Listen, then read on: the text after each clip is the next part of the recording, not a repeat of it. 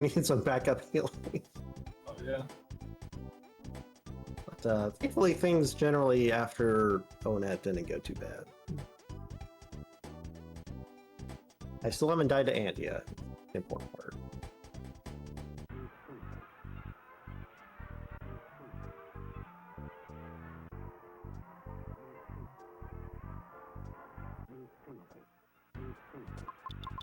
Comms are live. All right. So good evening, everyone. Glad you're joining us for this next race this evening. One of two, or two of two. We have Raine versus octopuscal. Two very good runners. I'm hoping to see some good times and some good movements, some good RNG, especially after the last race. I should know. But I'm here with MB Genie. How are you doing? Doing fantastic, especially after seeing the impressive skills from the last run. I'm hoping to see some more showcasing, especially from these two runners. Yep, they're both really good. So yeah. Hoping for good times, good movements, and most importantly, good RNG.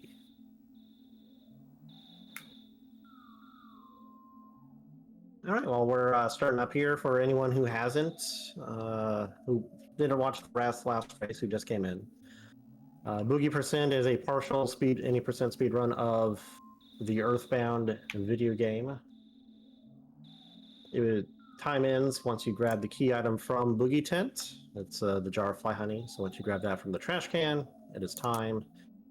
The race is about a little over an hour, somewhere between, most commonly like an hour or two to an hour 20, I would say. And we're starting off here at Ness's house, or ours house.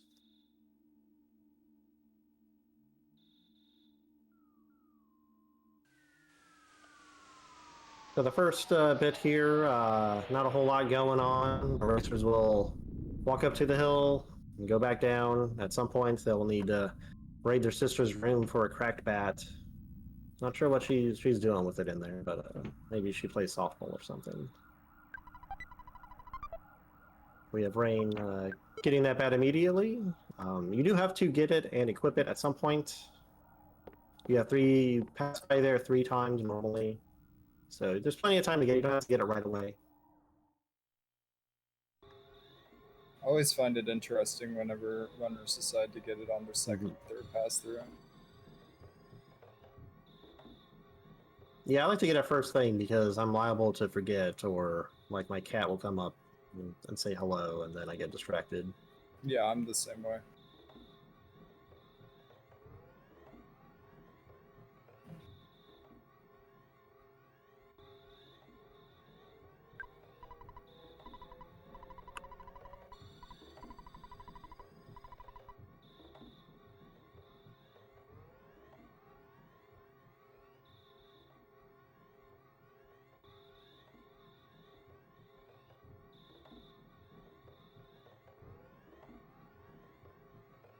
All right, once we progress the story here a bit, we'll come back out here and go back up to the top of the hill, but we'll have a couple of enemies along the way.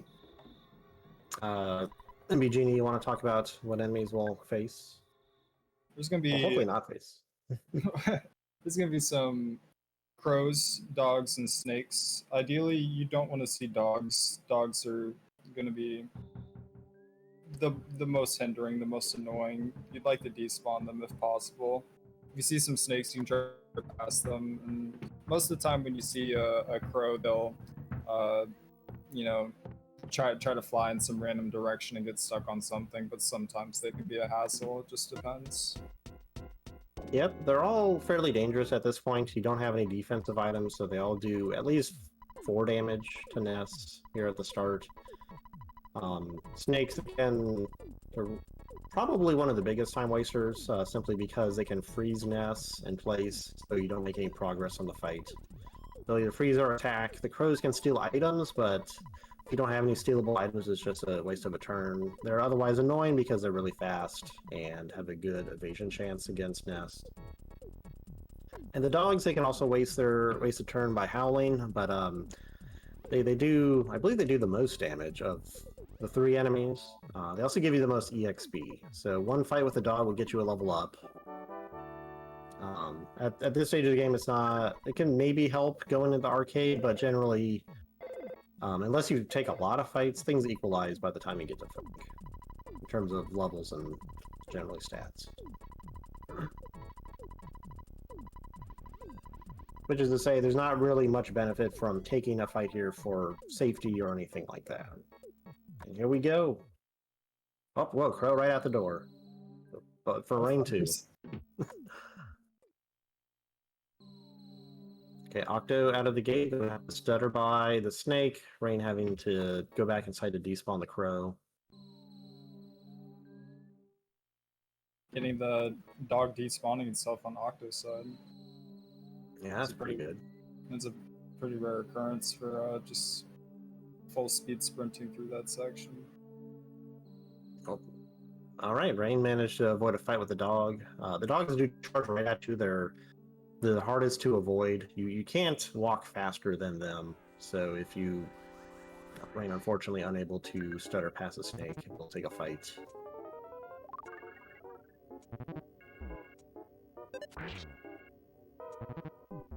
Octo making his way up to the top is acquired Picky, and will now head back down, where they will run into the first boss fight. Starman Jr. You want to talk about Starman Jr.? Starman Jr. is it's a scripted battle, so you're always gonna have Buzz use his PSI shield on one turn and then attack on another. Although the amount of damage that Buzz decides to attack for can be quite volatile. So much so that you could end up having an ideal 2-cycle Starman Jr. fight, or it could even get upwards of 3, 4, or even 5 turns if you get severely unlucky. Generally, you'd want to see between 2 and 3. For sure. Not much you can do to influence the fight. It's on rails, so what RNG you get is the RNG you get, unfortunately. Octo with a bit of a lead here, having less of a hassle getting up the hill.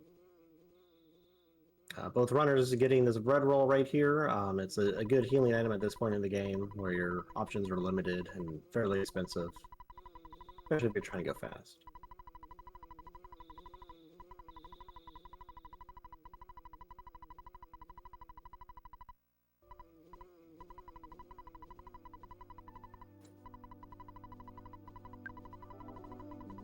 Alright, Octo's entering the fight. Let's see how it goes.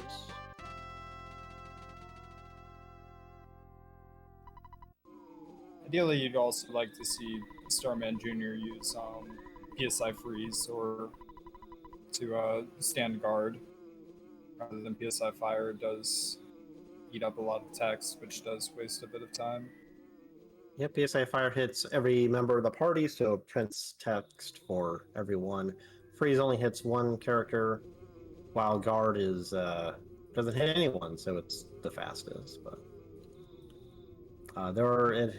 Starman can do both fire alpha and beta, so it is most common to see fire. I'm going to charge for 122 into a small attack for 39, which is quite unfortunate.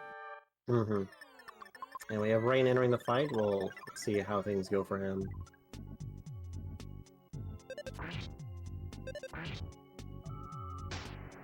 Getting another 32 on octopuscal side. That ends up taking him down.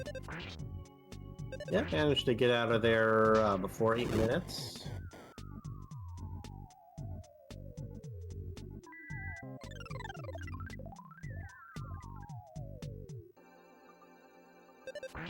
I don't believe I saw how much damage the first attack did for Buzz on Raine's side. But that one was 103. That'll be enough. The 1 EXP Raine did get allows his nest to get up to level 3. A slight minor advantage fighting the sharks down south.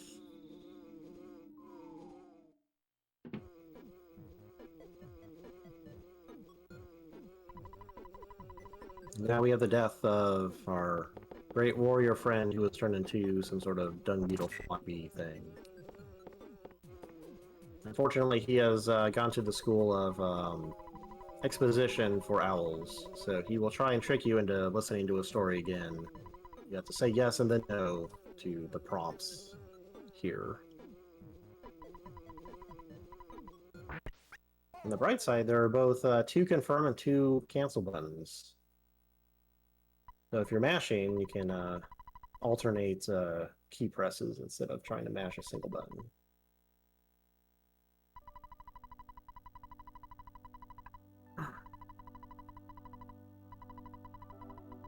Alright, Octo now heading down south. Hopefully you won't run into any dogs along the way. The route is fairly open, so it can be difficult to get past enemies. Not much terrain for them to get hung up on.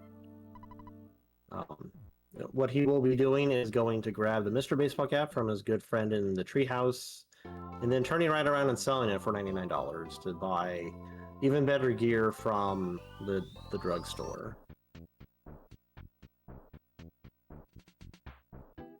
Octo had to despawn a couple enemies there. We'll see how things go for Raine. I think I've heard these spawn plates are only 6%. And that crow is... It's not a danger, except for kind of flying around drunkenly. Go home, bird.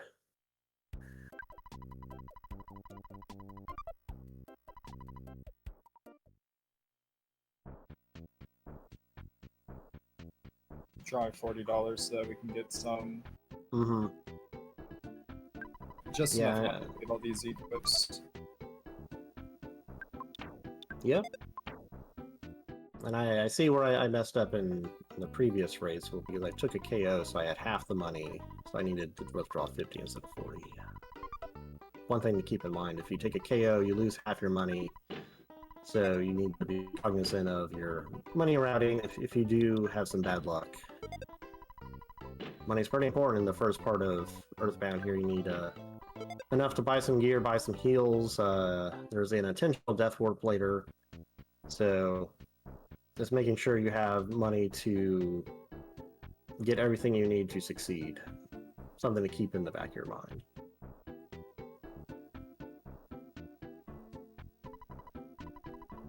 Do you go and get the fruit juice from the trash there in Boogey? I generally don't. It really depends because sometimes I'm in a scenario where I do need the HP, but you know, granted, the heal from the fruit juice really isn't that significant. I tend to find myself in a scenario where, like, if I needed the heal in general, I would probably life up instead. Very interesting. I know some people do get it just to top off after if they just take a minor hit.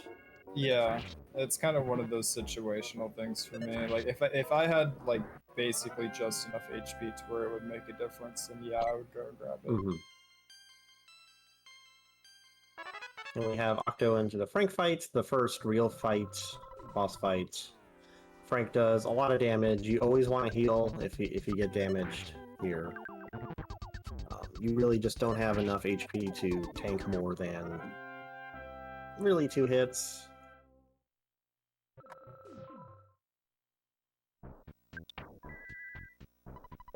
Frank's saying some very nasty things, and it's going to make for a pretty easy fight. Yep, that's exactly what you want to hear from old Frankie here. You want to hear all those bad words so he isn't flinging those knives at you. Raine in danger mode, and that's a knife. Unfortunately, Raine takes a KO here. The rolling meter does allow you to save yourself if you take mortal damage, but the threshold for that is about 22, 23 HP. Can depend on how fast you mash through things. I know that... go ahead. Sorry, I was going to say that I know that 22 or 23 is generally pretty safe. If you are very confident you mash very fast, you can mash out of 21 or even 20 in certain case scenarios. Although it is very risky. Sometimes you can mash equally as fast as another time and it could just not work. Yeah, it's like a 50-50 or something. recall all the details on that. Maybe it's like some sort of frame thing. Yeah, it's kind of like it's kind of just like a random occurrence. Sometimes it works out for you, sometimes it doesn't. Earthbound is earthbound, so you just gotta kind of roll with the punches. Yeah, very fair. Raine, unfortunately, taking a red swirl from the snake here. Thankfully, doesn't have to worry too much about taking damage from it now that Ness has defensive equipment. But still a bit of a time waste. Octo making their way through the Frank fights and is now on their way to Giant Step to initiate the slug grind. Excuse me.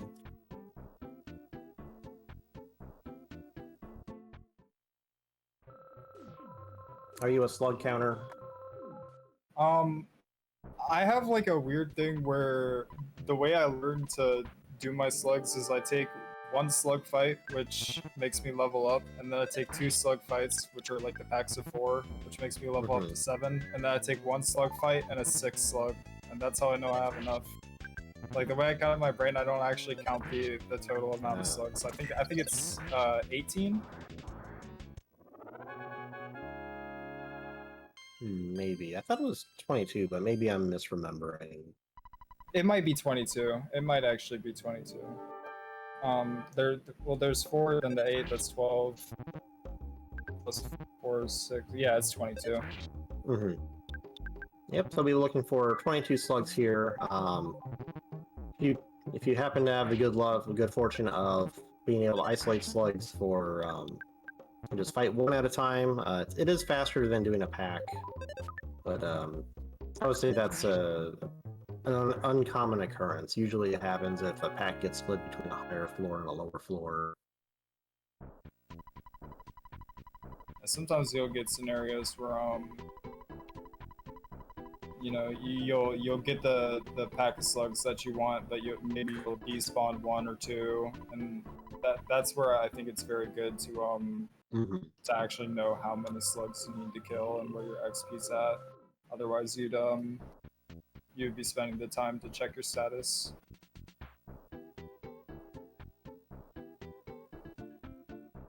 You know, Octo getting running into a number of mice here.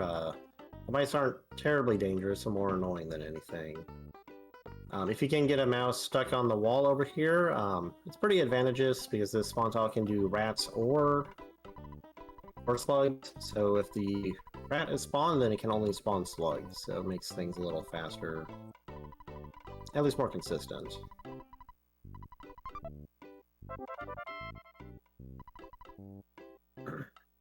And Octo is started with the 3 slugs. Ends up attacking for 28 as well, which can waste a turn. Yeah, with these earlier levels, Ness may not KO a slug in one hit. The slugs themselves aren't terribly dangerous. If you miss a lot, then they might start pulling out Hypnosis and wasting even more time. They still have a singleton slug left over from the 4-pack that decided not to join in for whatever reason. Raine did not pick up burgers, I see. He's got an empty inventory. Going burgerless strats here. I don't know if we've seen them in any other race, but Raine is going for it. Against a runner like octopuscal, you know, you gotta look for time save in certain areas, especially if you find yourself behind, you know. You put yourself in a scenario where I'm willing to risk to try to save this time. And it can really make the difference in a race type setting. Yeah, for sure. It's very risky, but it can really pay off if you get that good luck. Well, we'll see how it goes.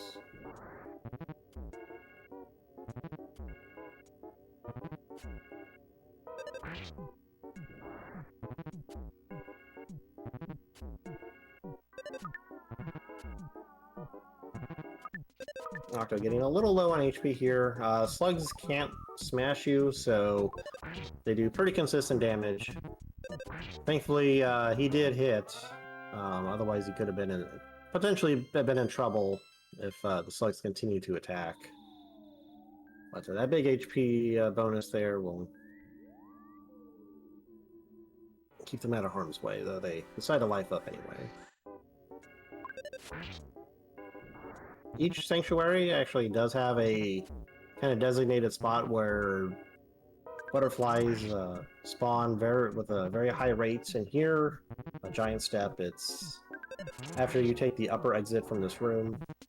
So using your PP to heal or otherwise throw out a rock in against some antoids generally isn't an issue. You really want to save your burgers if you can. Raine already heading upstairs. Meanwhile, Octo gets one last 4-pack down here that happened to be in the way. Wind up seeing some interesting XP management after this slug fight. This is going to be, you know, the ideal time to actually go hunt for a 6-pack, but getting a 4-pack instantly allows us to... But it's a single slug. Okay. I was expecting an antoid. Octo going to have to try and maneuver around all these. No. Oh, okay. Luckily, that was a slug. Well, I assume just take out this pack and then head on to Ant. Raine, I think, is trying to do the second floor slug grind. Gets 2. This could be antoids, yeah. Not what you want to see here without a rockin'. That's unfortunately the dangerous part about grinding on the higher floors is antoids can spawn and yep, they can call for help and they do more damage than slugs. So we'll see how things go here. Octo is on his way to the boss.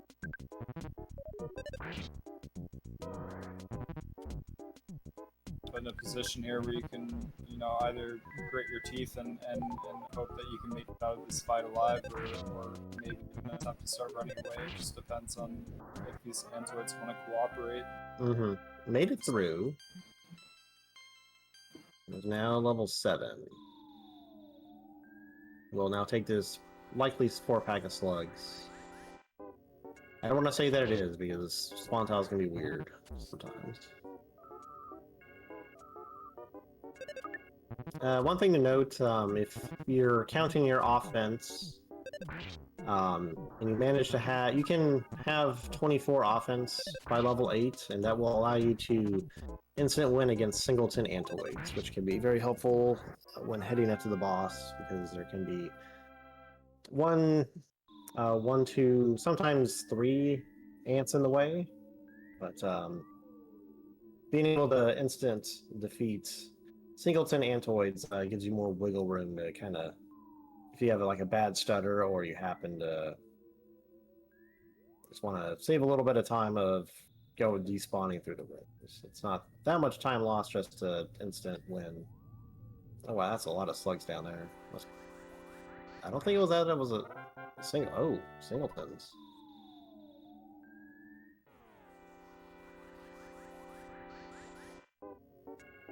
That was 2.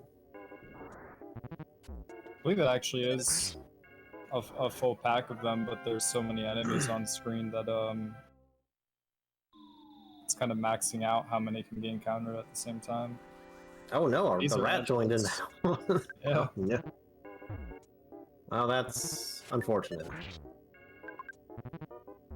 If you can get that ant out of the way, you definitely want to.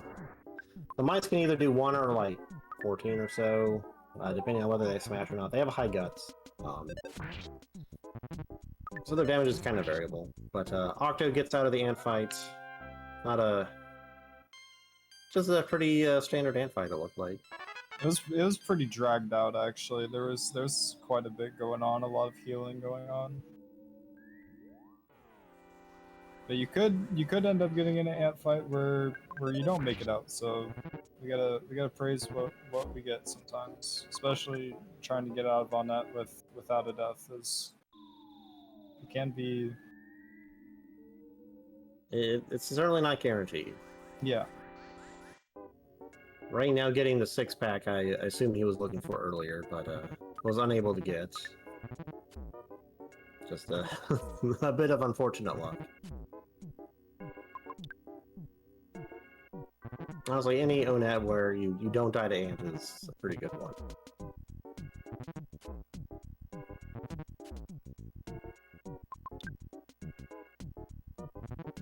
Trying to run away from these 6 slugs, but getting eaten up by all this text each time that it misses. Yeah, and unfortunately it doesn't have the PP to throw out a rocket either. Oh no. Unfortunately, now they can concentrate, so now they might start throwing out hypnosis. Waste even more time. I hope this is the one. And manage it. Yeah, actually, I don't think I've ever bothered to look up the run rates on slugs before. It must be pretty decent, right? But I can't imagine they're that fast. I think slugs are pretty slow, although when there's 6 of them, it can definitely make the difference between trying to run away and not being able to really make it out.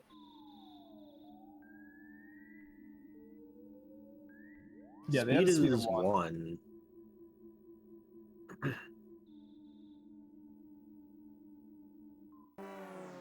Oh no, Raine taking a red on 2 Antoids. Oh no. Raine not having... Oh, now there's 3 of them.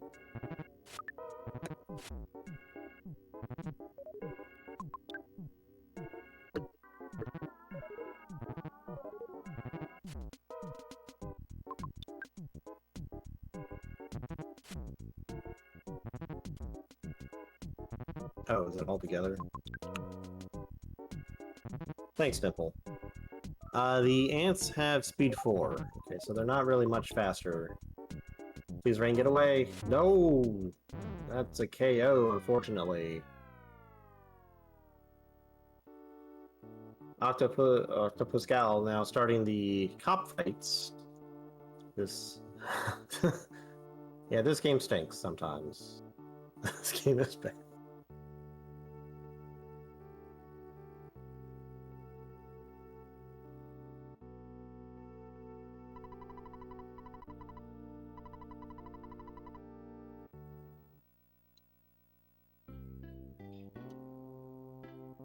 Alright, we're back home. Raine not taking the PP heal. You can just heal on the butterfly up top, although there can be so many enemies in Giant Step that it lags more, and your stutter step becomes much less consistent, useful. Not sure what kind of word you want to use, but yeah, if you just happen to have some bad spawns off screen, you might end up taking a fight, and then you don't have any PP at all.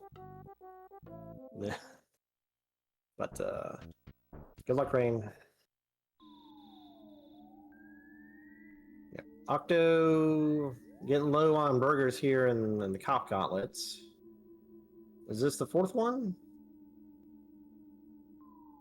It was. Okay. So he's got to get pretty good HP for the strong fights. We'll see how it goes. 63 is a little up.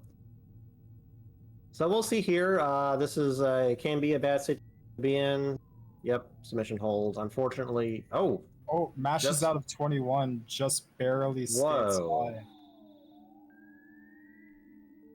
Man, that's some amazing mashing.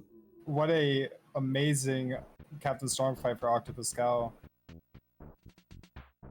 Man, yeah, that's what, sub 28? That's amazing.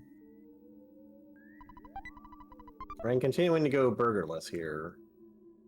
So he'll be on top of Ant here soon. We'll see how that goes. Octo on his way out of ONET now.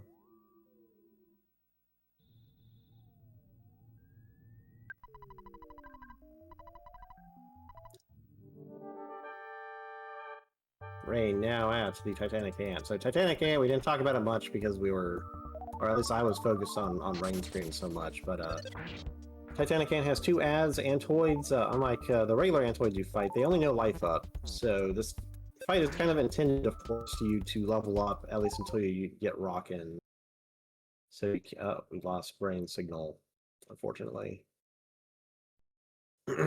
But rocking will do enough to take out the antoids and also do some amount of damage to. Oh, I guess they reset.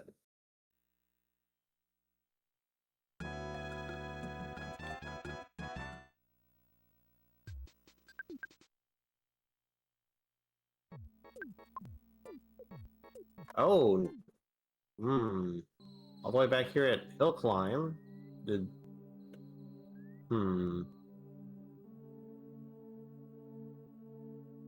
Well, this is unfortunate. Yeah, I'm not really sure what happened there. I'm not sure if that reset was even intentional. Yeah, I don't know.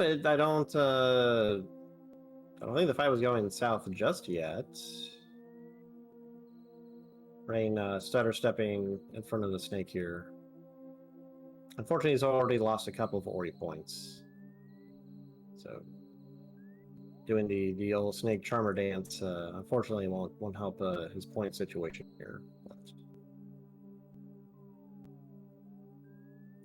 Octo now on their way to see the Pinto statue after give. Unfortunately, Raine takes another red swirl from a snake going up the hill, much like last time.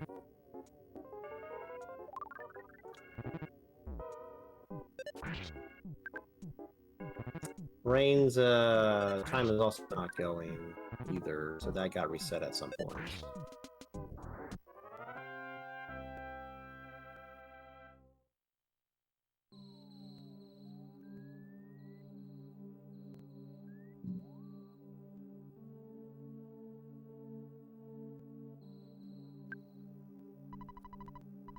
Octo is now in one of the harder sections of the game. Maybe not as hard as the ONET in general, as far as speedrunning goes, but I would say casually, this Peaceful Rest Valley is really difficult. There's a lot of hard enemies here. In particular, we'll want to avoid the UFOs. They're very fast. Ness will not have good run chances against them in the slightest. We really want to avoid them. Also really hard to hit because of that speed, too. Yeah, generally, you don't get any butterflies while heading to this section as well. There could be a few along the way that could let you restore your PP, but a lot of runners tend to avoid them because you're going to be getting them on the way back through Peaceful Rest Valley anyways. So if you do end up in an encounter or something like that, not only is your health going to be low from the cop gauntlet presumably, but you're also going to have no PP to use rocking or anything like that. It can make for a very dangerous scenario if you end up getting pincered. Yeah, Octo was had a bit of fortune there. Basically, that butterfly was right in his way. I don't think I've ever seen a butterfly spawn there specifically. Usually that butterfly that was just on screen is the one that has a pretty good spawn rate. Might be the one that most runners end up finding.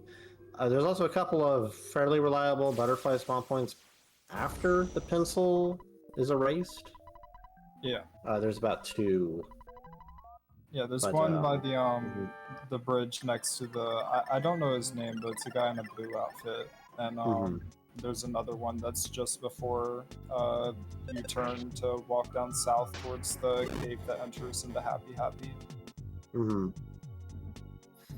Yeah, but unfortunately those spawn points won't help you to and from the pencil eraser, or keep saying pencil eraser, the pencil statue. So if you do end up in a fight, you can find yourself in a rough situation, as previously stated.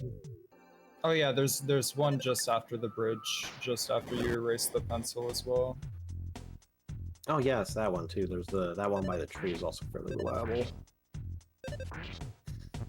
Thankfully, the mushrooms and the sprouts here, they run after you only when you get close to them, so you don't have to worry about anything like running after you. Tucson itself, you can run into some humanoid enemies as well. They're pretty rare, but sometimes cops can camp outside of Apple Kid's house. So you got to be a little careful.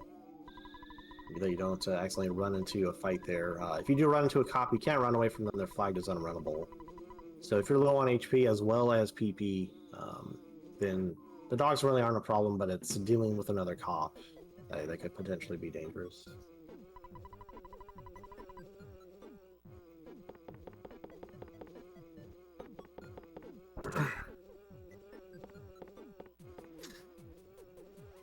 Racing the pencil. We'll see if Peaceful Rest Valley wants to be peaceful. Yeah, that's very narrow areas here. It can be tough to despawn enemies, as we see here. And there's not a whole lot of stutter stepping around of enemies either. Both the UFO and the Diamond have the crow pattern, although they seem to be not as reliable as the crow as getting stuck on stuff. Yeah, the sprouts, as previously mentioned, they're based on proximity, and the other trees, they have kind of a slow wander situation until they lock on to nests. So you can walk around them if you catch them in a good animation loop. But yeah, something like that. Maybe a little unlucky. Thankfully, the robos are probably the least dangerous enemy, except maybe the sprouts, because they kind of have low HP. You can rock in them fairly easily. Assuming you have rockin', they can call for help too. But yep, the robo... Oh, it had a shield up, I didn't see.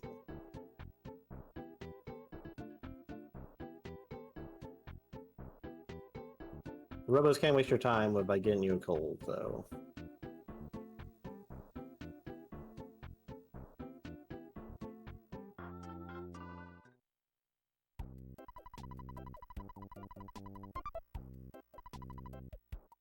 And we have the last high butterfly spawn point here.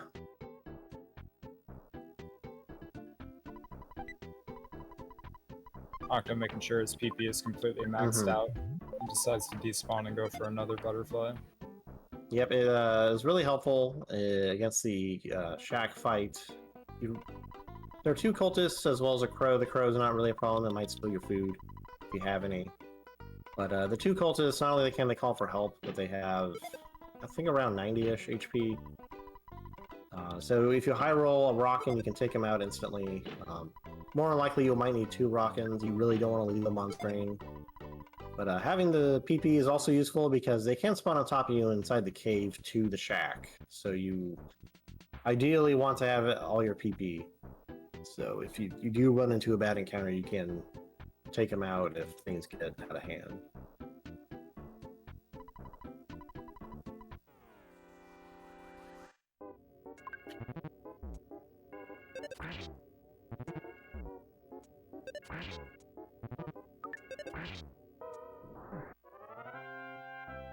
There's also a bunch of crows around here at the shack. They're not dangerous, but again, they're a time waster if you happen to run into you.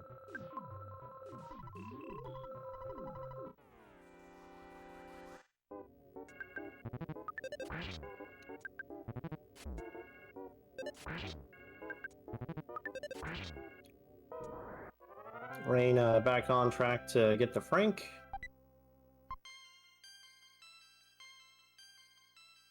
We'll see how the shack fight goes for Octo here.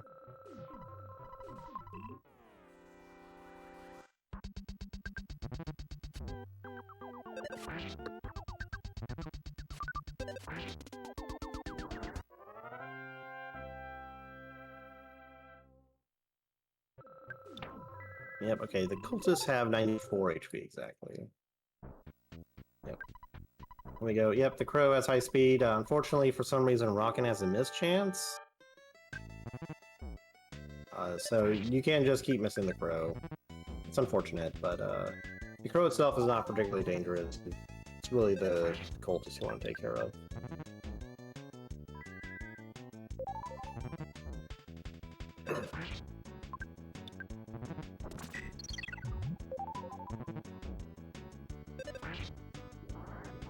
And Raine is through the Frank fight.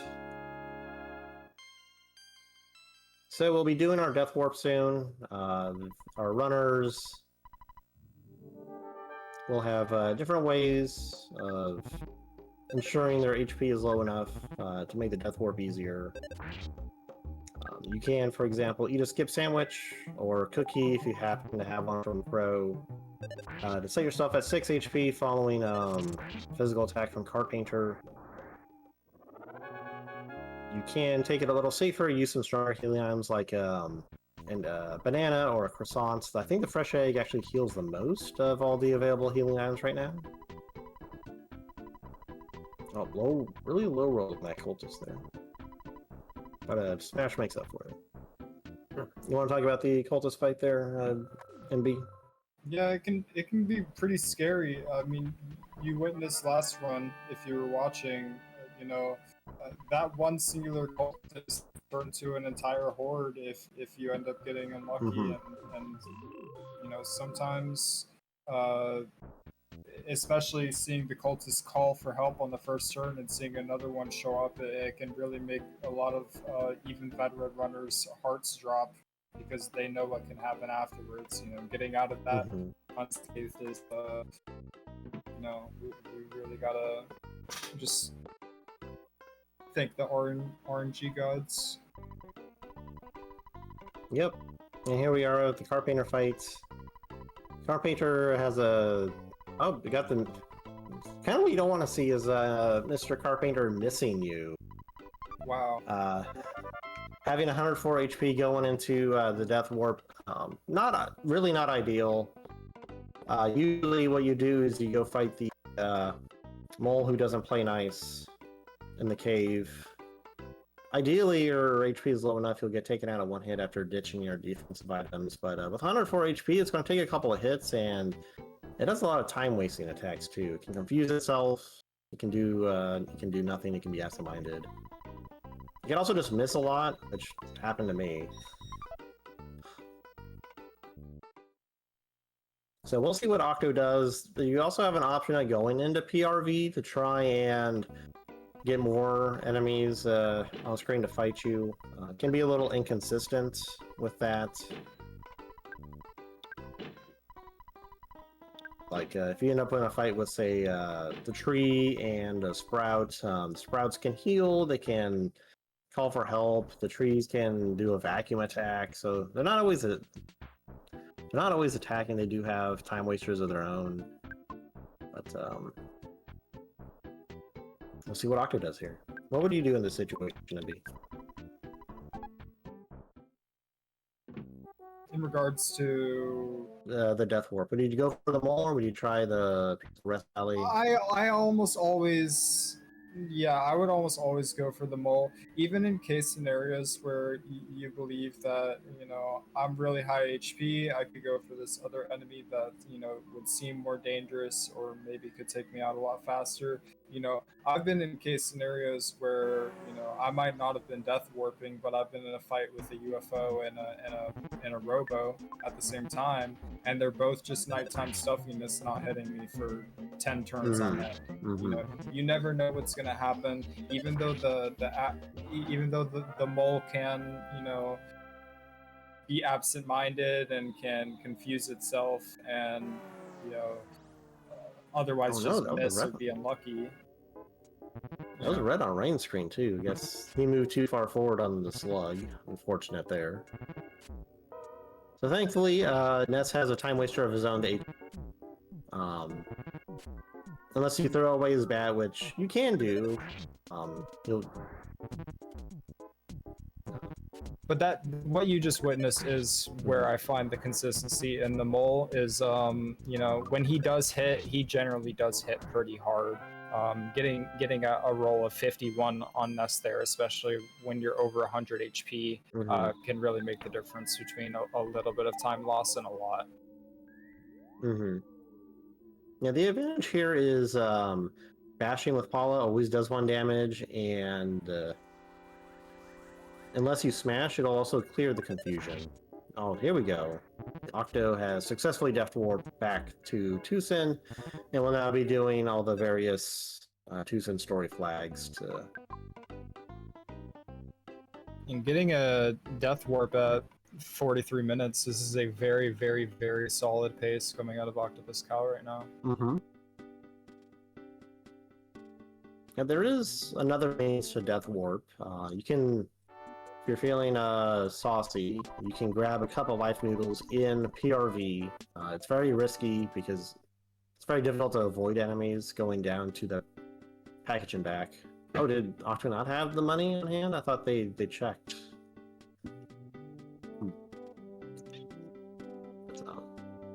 As I was mentioning, you can get the couple life noodles and you can instead save at the bus station. That is slightly more efficient in routing than going here to the department store, since you have to go back to you have to go talk with Volky and get the backstage pass. You have to go to the preschool and talk with Paula's dad, to then go to Everdrit and get the Iwata bills. And since you have to do all three things, starting from the bottom of Tucson is a little more efficient than starting from having to go up to the hospital to then revive Paula. But as mentioned before, it's really risky going down to get that couple life noodles.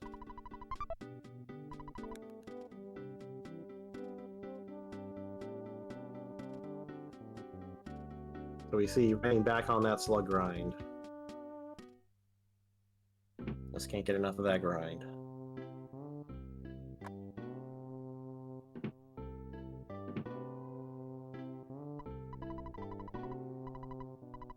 Fortunately, stuck between. Oh, managed to sneak around that bug there. I don't know if he can oh, he was able to despawn it.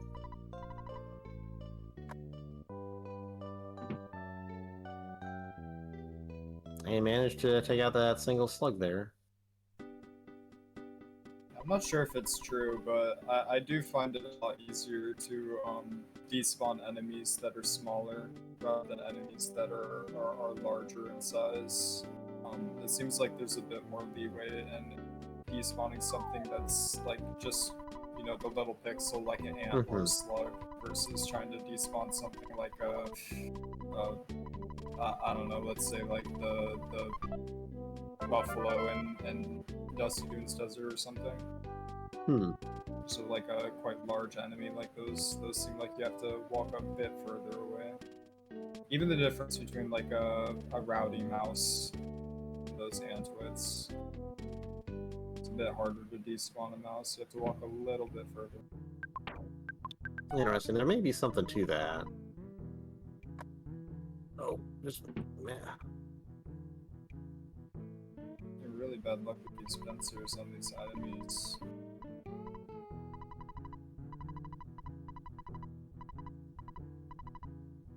And now has... Oh no. Okay, but he had a life up queued up. It's good.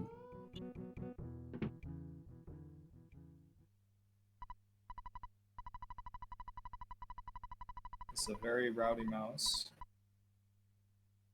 This is a very rowdy party, for sure. Get away by couldn't. Oh no. This is looking rough. And that's mortal, unfortunate.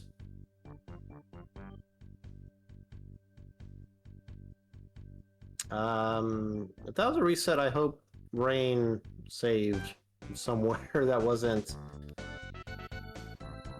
at the start. I think Raine's given up. Not like this.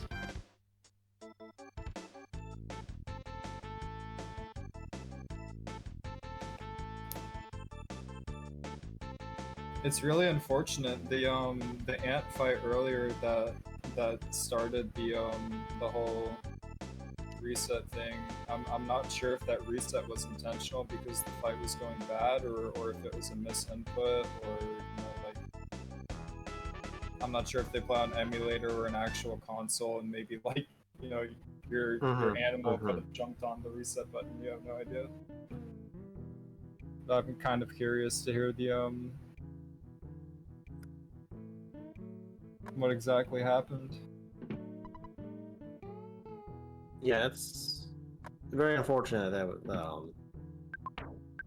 in either case, but well, we'll see how Octo does.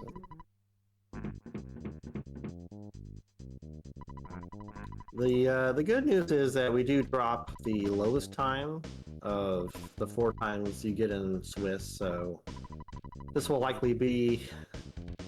Because if you forfeit, it's an automatic 3-hour time entry on the sheet, so more than likely this one will happen to be dropped.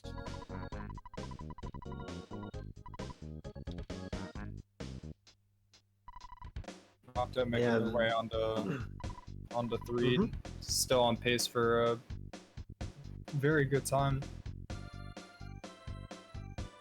Anytime I see an entry into 3 that's below 50 minutes, I know that the runner's on pace to have something pretty special going on. So Yeah, for sure. We need a good run after all the various runs we've had tonight.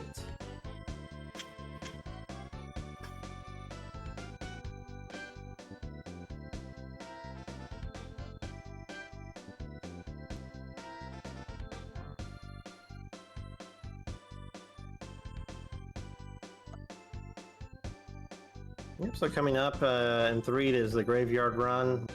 The graveyard, we have some zombies stare at us for a little bit, and then go take a nice trip to a 5-star hotel where absolutely nothing bad ever happens. The graveyard itself, it can be pretty spicy. There are flies and trash cans, and worst of all, ghosts who are not only fast, but they can also possess you and solidify you, and otherwise just waste your time. There's a couple of different enemies in 3 too, but they're typically pretty rare. At least 2 of them are proximity chasers, so unlikely we'll run into those. We'll see how the graveyard goes. It's a pretty short section, but it can still be pretty rough. yeah, I feel like it's kind of one of those things where there's either nothing or there's a lot of some things, and how you respond towards both of those situations is really what makes the difference. Getting some unfortunate spawns when trying to make our way back out. It And looks like they won't have much unfortunately, of a problem.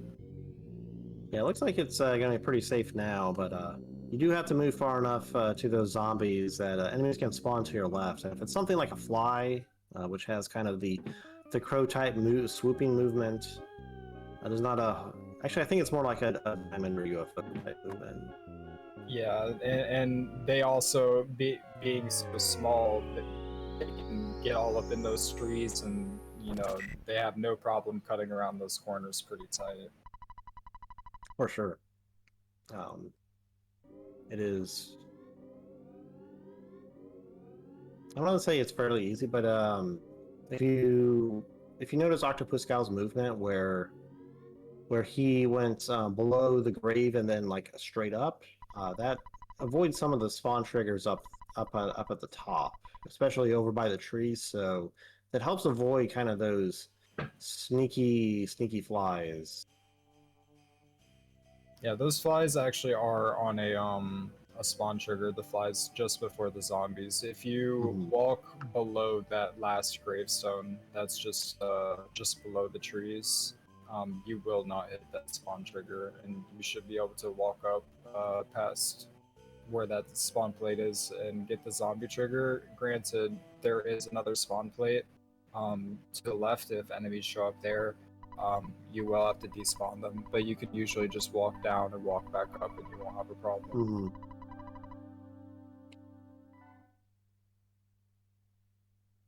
Yeah, and thankfully everything worked out for Octo. So now we're starting on the Jeff portion of the show. Got some homework to take care of at the boarding school here before we get off on our journey.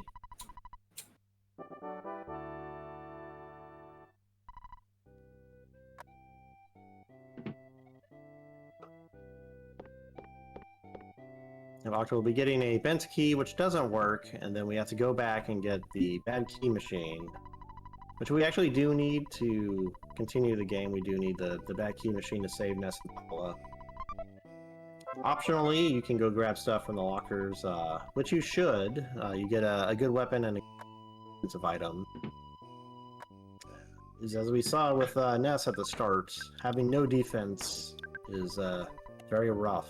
You really want some amount of defense here in Earthbound, otherwise enemies will just get all up in your business and do tons of damage.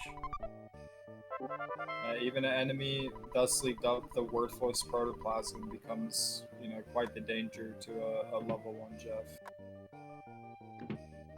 And it can call for help. Why is there so many enemies that can call for help here in this game? Why do they all have to start here? It wouldn't work without teamwork. I think that's what this game is all about. Yep, we're using teamwork to escape the boarding school here. And we'll get everyone's best friend, Bubble Monkey. Yeah, this is the all-time favorite team member.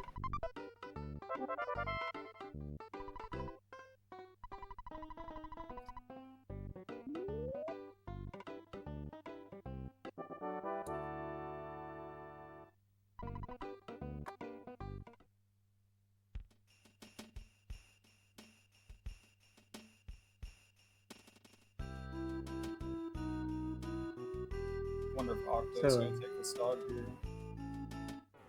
Looks like it. Manages to use the monkey to get the green for the instant win. Jeff's weapons are actually really strong, so if you can get the green on enemies, especially these kind of early game ones, you can instantly win, which is very nice.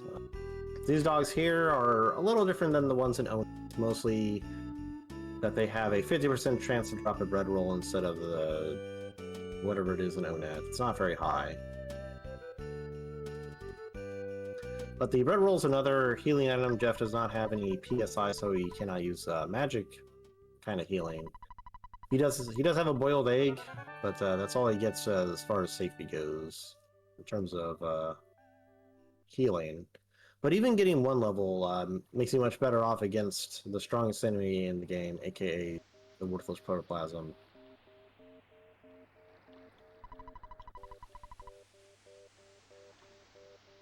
Everybody get your emotes out for Tessie.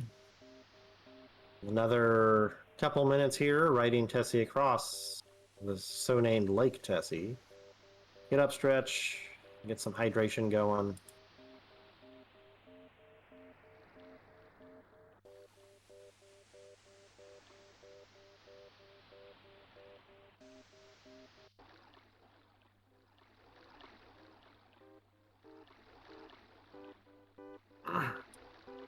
Earthbound, thankfully, is a game with a couple of different cutscenes where you can get up and take a little break before continuing the speed run, so it's very nice in that regard.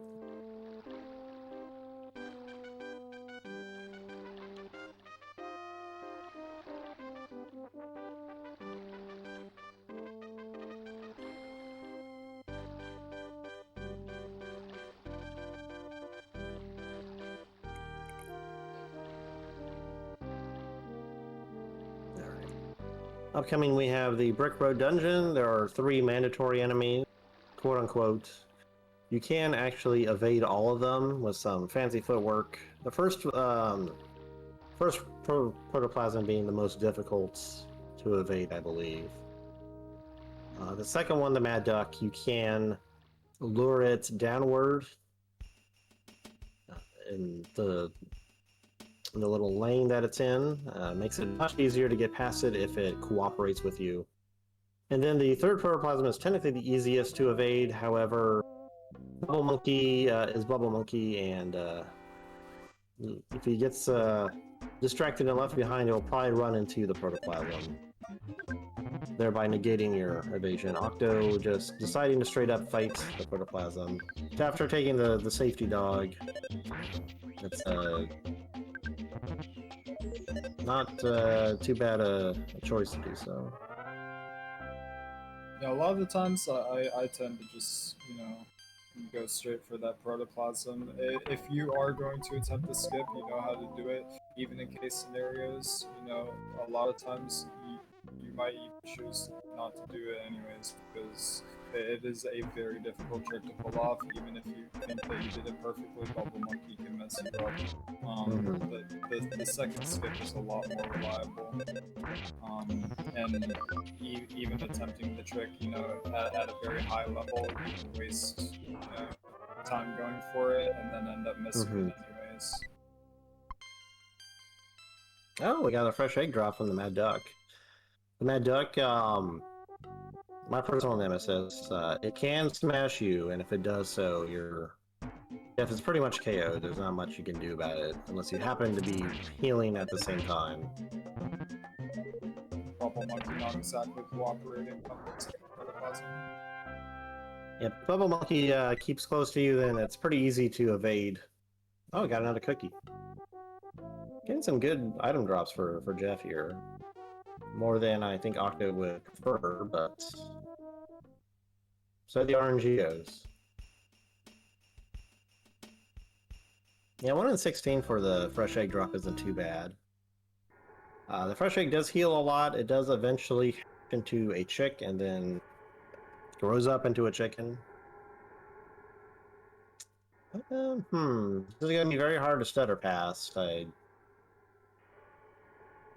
Yep.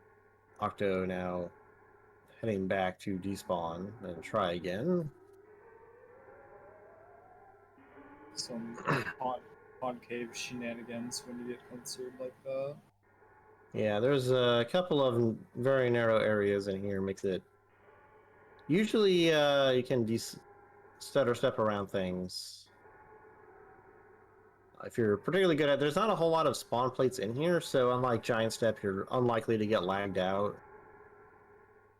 Yeah, if you know where they are and you know what you're doing, you're particularly confident in stutter stepping, you can make do even in case scenarios where like the average runner or a casual player would really freak out at what you just did. Yeah, the mushrooms there, they're the same as the other mushrooms that Ness could have encountered, in that they go after you by proximity instead of when you move. Makes it a lot, if they're in the way, kind of like that one was, you really can't get around it. So sometimes you're forced to despawn it. If you get in a fight with it, it is probably the hardest enemy in the cave. It can't mashroomize Jeff here. So you don't have to worry about that, at least, but it does a lot of damage. Hopefully this butterfly does not... I thought for a second it was going to hit Bubble Monkey.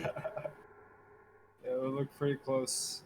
Bubble Monkey almost sprinted right into it, but we ended up making it pass. And I believe if it had hit Bubble Monkey there, it would have done like the super long drag going all the way to Jeff. Yeah, for sure. Definitely would have. It would have... Just gets... Flies very slowly over to Jeff. And of course, Jeff doesn't have any people, so it doesn't matter. He gets no benefit out of it either, which is even more annoying. So just be like just a giant time loss if that had not panned out well. It looks like we make it out pretty easily enough.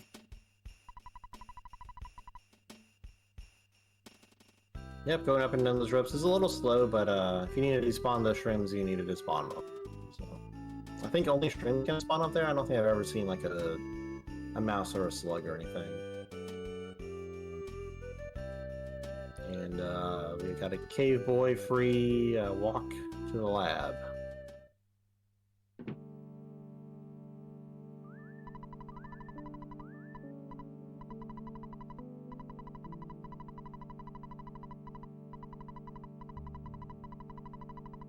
We got a very solid pace time coming up for octopuscal. I can't remember exactly how long this Skyrunner cutscene is. I think it's about 2 minutes. Yeah, I was going to say about 2 minutes. 2 minutes. I was thinking 3, but I was like, that might be a little long. Okay, it's 2 minutes 24 seconds according to Pin Train. So this is looking at about, give or take 107 pace, which is very, very, very good. That's Mhm. very fast.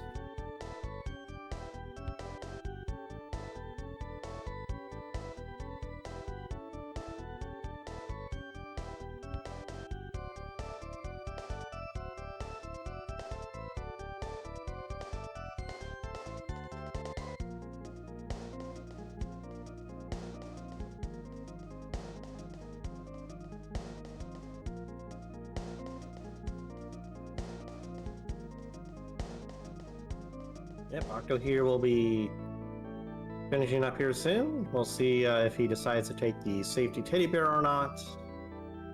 My feeling is he may just go right for the tent. But even then, the tent can be pretty mean. We are relying on Jeff's big bottle rocket to one-hit KO the tent. It has the potential to do enough damage. Boogey has about 590 HP. Can do a little more than that. So with all the rocket hits, the big bottle rocket does. If the big bottle rocket doesn't come through, then you have a couple of other options. You can use a regular bottle rocket for another 120 or so. If Ness has PP, can throw out some Rockins, which unfortunately can still miss. The other thing is if you happen to get in a fight and Paula lives, she's likely level 4 where she has PSI Fire. PSI Fire does good damage against Boogey as well. Otherwise she'll have Freeze and all that only does very little against the tent. And it's otherwise not very helpful.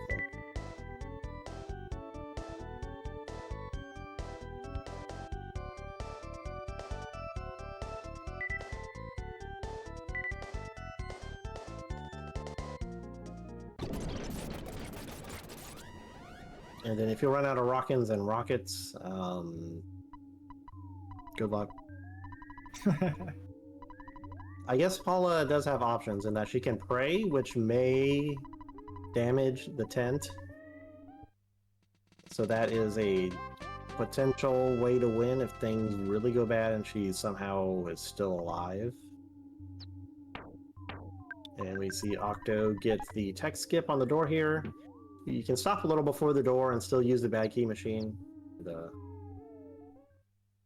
Not get the text that the door's locked. That's good. Octo does go for the teddy bear. The teddy does draw on attacks at about a 50% rate. You can still get unlucky though. We've seen that before.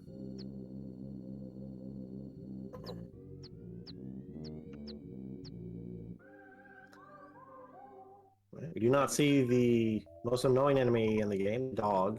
The zombie dog down here. And there can be a zombie dog here, it runs at you. It's even worse than a regular dog though, because it's a zombie and does tons of damage. 320, that's not great, but the rocket and a rocket should do it. Boogey cooperating. Kind of low on rockin', so we'll just do it again. I'm really getting low rolls on the rocket. But Octo has the PP to get through the tent. So congratulations, Octo.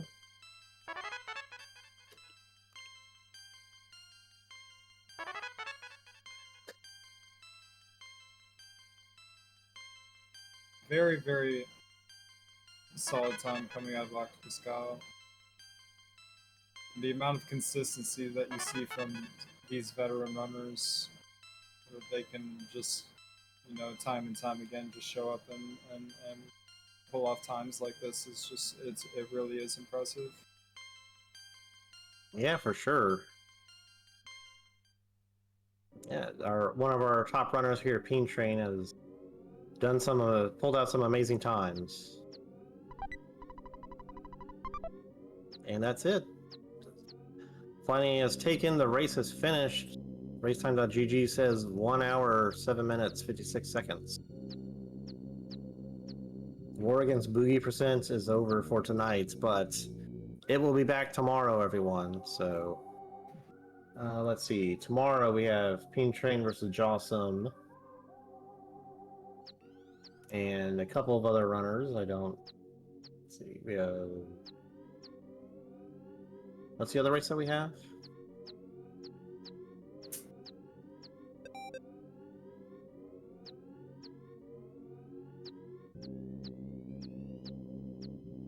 Miss Des and Strawflowers. Oh, that's it. Oh, I was looking at the wrong number at all. We also have a. Okay, it's 928. Okay, I was looking for like. I was looking for like a 26 for some reason. Got my numbers upside down.